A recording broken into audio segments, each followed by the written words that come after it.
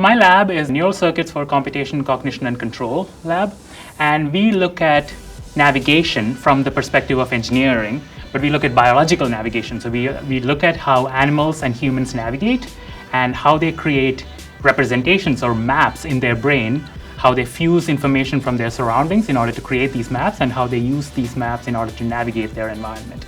And this has applications in robotics, it has applications in human health, and our understanding of how the brain works. The brain is an extremely complex machine, and we as neuroscientists are just starting to scratch the surface of that type of complexity. We're talking about billions of neurons talking to each other through trillions of synapses. And when we see a difference in the output, that is the behavior of the animal or the human, it is hard to go back and trace through what neurons cause that, what circuits cause that, what regions of the brain cause that. And that's where the challenge lies.